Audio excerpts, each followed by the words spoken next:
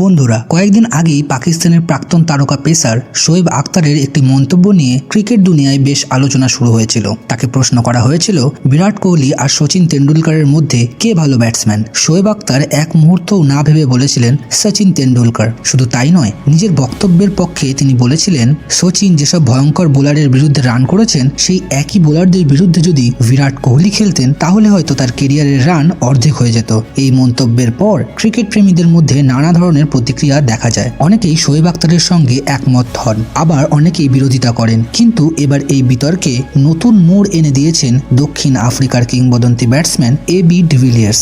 AB de Villiers নিজের YouTube চ্যানেলে আলোচনা করতে গিয়ে এমন একটি মন্তব্য করেছেন যা শুনে ক্রিকেট বিশ্বে আবারও বড় হয়ে উঠেছে তিনি। তার এই মন্তব্যে একটি বড় ঝড় উঠেছে আবারও সোশ্যাল মিডিয়াতে। তিনি বলছেন সচিন তেন্ডুলকর নিঃসন্দেহে একজন মহান ব্যাটসম্যান ছিলেন। বিদেশের মাটিতে গিয়ে তিনি ভারতীয় ব্যাটসম্যানদের জন্য নতুন পথ খুলে দিয়েছিলেন, কিন্তু বিরাট কোহলি সেই মানকে আরও উঁচুতে নিয়ে গেছেন। ডিভিলিয়ার্সের মতে ভারতীয় উপমহাদেশের ব্যাটসম্যানদের জন্য বাউন্সি এবং সুইং সহায়ক পিচে সফল হওয়া সবসময় কঠিন ছিল।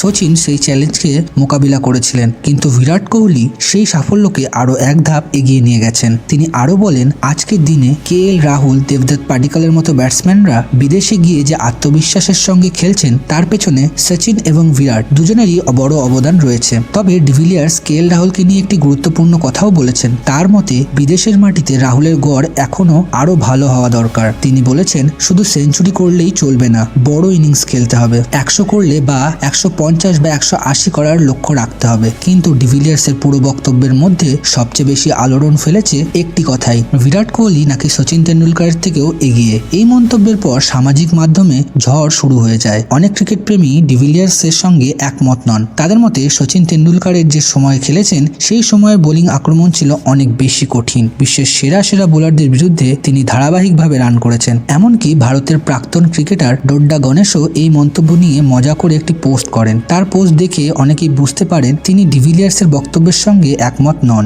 সচিন তেন্ডুলকরের বিদেশের মাটিতে পরিসংখ্যানও সত্যি অসাধারণ। তিনি ভারতের বাইরে 106টি ম্যাচ খেলেছেন এবং প্রায় 54 গড়ে 8700-রও বেশি রান করেছেন। তার 51টি টেস্ট সেঞ্চুরির মধ্যে 29টি এসেছে বিদেশের মাটিতে। অন্যদিকে বিরাট কোহলিও বিদেশের মাটিতে দুর্দান্ত পারফরমেন্স করেছেন। তবে টেস্ট ক্রিকেটে বিদেশের মাটিতে তার গড় সচিনের তুলনায় কিছুটা কম। তাই অনেক ক্রিকেট প্রেমীদের মতে বিদেশের মাটিতে ভারতের সেরা টেস্ট ব্যাটসম্যানের তালিকায় এখনও সচিন তেন্ডুলকরই সবার উপরে থাকবেন। তবে ক্রিকেটে তুলনা সবসময়ই কঠিন। এক একজন খেলোয়াড় এক এক সময়ে এক এক ধরনের পরিস্থিতিতে খেলেছেন, তাই কে সেরা তার উত্তর সবার কাছে একরকম হবে না। এখন প্রশ্ন হলো আপনাদের মতে কে এগিয়ে, সচিন তেন্ডুলকর নাকি বিরাট কোহলি? কমেন্ট করে অবশ্যই আপনার মতামত জানাবেন। আর এমন আরও ক্রিকেট আপডেট পেতে ভিডিওটি ভালো লাগলে সাবস্ক্রাইব করবেন এবং লাইক করবেন।